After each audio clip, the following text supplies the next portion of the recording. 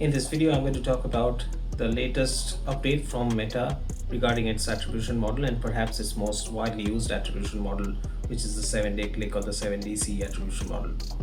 So as per this model, what Meta is now going to do is only going to include link clicks as part of its click-through attribution.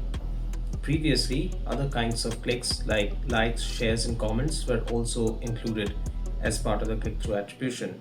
All of those are now going to be pushed into what's going to be known as the the engaged through attribution, which was previously known as the engaged view attribution. Now, this is very interesting, but before we actually jump into the more detailed depths, let's actually just look at why Meta felt the need for doing this in the first place. So one of the main reasons why they needed it, because there was discrepancy with other third-party platforms like say GA4. So from GA4, the data for Meta reported, the data used to differ from Meta reported attributions in platform. So whatever GA4 was saying that this much attribution for conversion should be given to Meta was saying that it's a different number.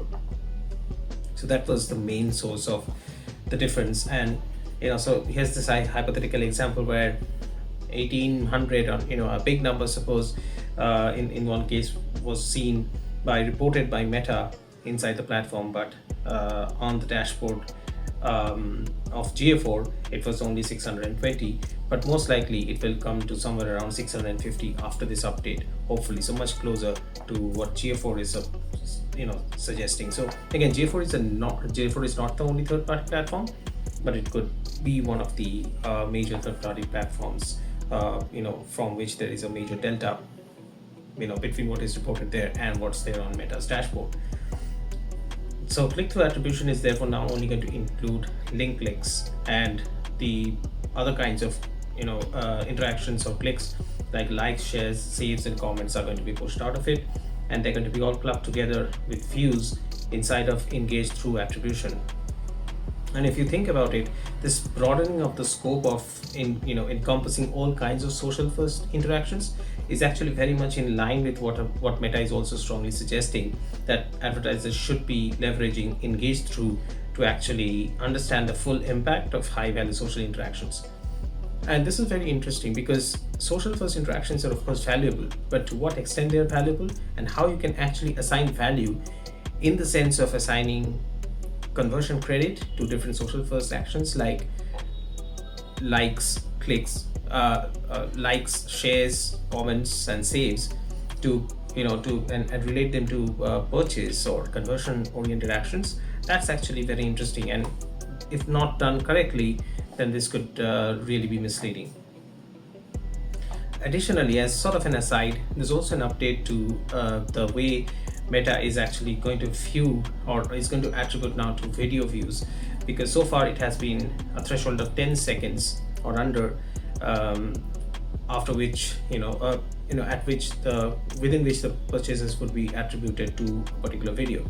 But now it has been brought down to 5 seconds, and this is based on Meta's own research that up to 46% of real purchase conversions actually happen within the first 2 seconds of attention. And therefore it makes sense not to actually have it as high as 10, because probably those are not going to be very incremental, or those are not really going to result in any kind of additional sales. So it's probably better that the total threshold be brought down to 5 seconds to attribute conversions to video views.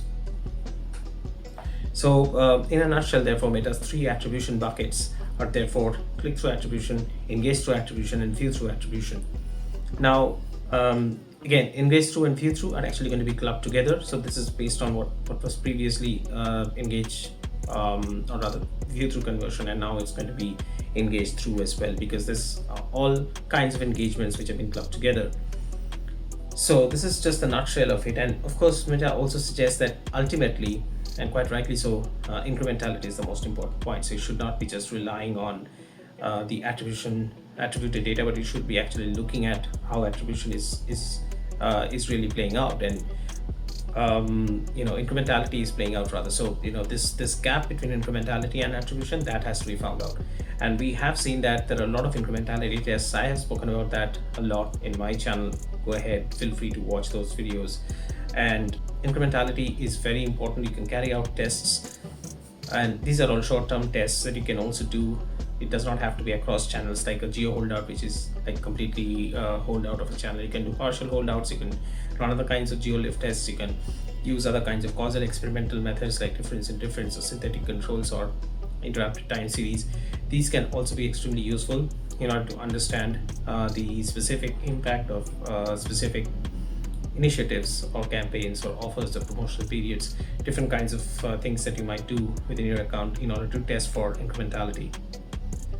And using that and comparing that with attribution is going to be very valuable, because then you can sort of set kinds of ROAS targets or set kinds of CPC bids accordingly when you understand the incrementality. So what you will get at the end of this exercise of calibration, basically, so you calibrate your attribution or attributed data using incrementality information. So for instance, in this example, you see that when you split test your audience you split it between test and control groups, and then you measure the difference between those, that difference is actually going to give you the true lift. And once you understand that true lift, you can of course work your way backwards and get at the incremental ROAS.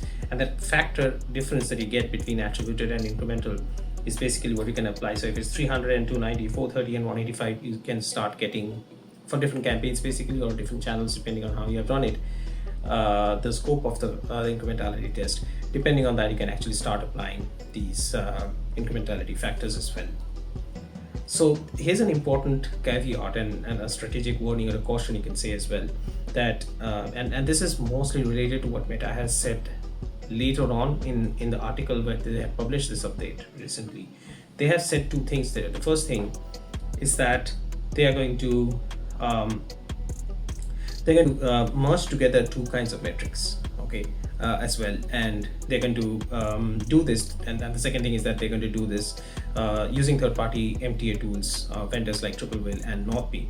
So what does that first one mean? By that I mean views and clicks are going to be, again, they're going to find a way using these vendors to better present information about how clicks and views are actually working together in tandem. So I mean, it's almost like saying that there are two problems here. First contradiction is that they have already just announced in that very same update, in the same breath, they just said that they're going to remove other kinds of clicks from click-through attribution and only keep link click attribution. That completely made sense, right? Because link clicks, or clicking through to the website and making a purchase, that's actually the most directly attributable kind of conversion or conversion centric action. It does not mean that views do not or cannot lead to conversions. They perhaps do, but it's just that it's very difficult to establish that through something like attribution, because it's just so much direct measurement, direct tracking oriented. But while you say that, at the same time, you're also saying that you're going to try and use third-party MTA vendors and see if you can just get a combined metric for attribution to understand views and clicks, how they work together. The problem is that you don't trust your own system, but you trust other third-party vendors. That's the first problem, and you would imagine that Meta's research team is actually even bigger than these third-party measurement vendors. On the other hand, they are actually suggesting that these sort of attribution models we actually use. The problem is that not just in the tracking part, but also the fact that the kind of attribution models that these tools are using, rather, like Triple Whale and Northbeam. I have significantly used Triple Whale, like to a fair amount, to a significant extent, and I know that quite a few of these models that they use, like apart from the off-the-shelf ones, right, say first click, last click, linear paid, these sort of linear or regular extreme touch point oriented measurements of the customer journey, attribution models associated with those very common ones which are there in J4 in apps platforms as well. Apart from those, like proprietary ones, suppose like triple attribution, these are problematic because the definitions are vague. It's not very clear how they've been created, and unlike MMM vendors, or at least a lot of them who talk about the mathematics of it, MTA vendors actually never do that properly. So it's all like just a sort of a technical gimmick and using some sort of like pixels and all. There has to be a mathematical logic, there has to be heuristics behind it, right? Or if it's an advanced algorithm, there has to be discussion around the same. the descriptions of those attribution models within Triple for instance, are very, very vague. I'll be very straightforward about it. I'm not very convinced about that at all. And therefore, when Meta says that, they're expecting people to actually depend on these third-party vendors and their attribution models to see click and views and their impact together, I'm not convinced at all, and neither should be you. So this is basically, my strategic takeaway from this entire discussion. The move of including only link clicks in click-through attribution is a good one, but attribution in general is limited, so you need to look into incrementality testing as well. I've just spoken about some of those methods. You can go into my YouTube channel and look at my videos on and content around that as well. But finally, the idea that Meta is also going to start using more third-party vendors and see if that can actually help understand clicks and views together, that is definitely going to raise a few red flags. It certainly does with me, and you should be very cautious about that, or any kind of judgments based on that. So that was all from my side. Hope this was useful. Do let me know in the comments or hit me up on LinkedIn if you have any questions or you want to discuss further. Always happy to have such conversations, and I'll see you in the next one. Thank you.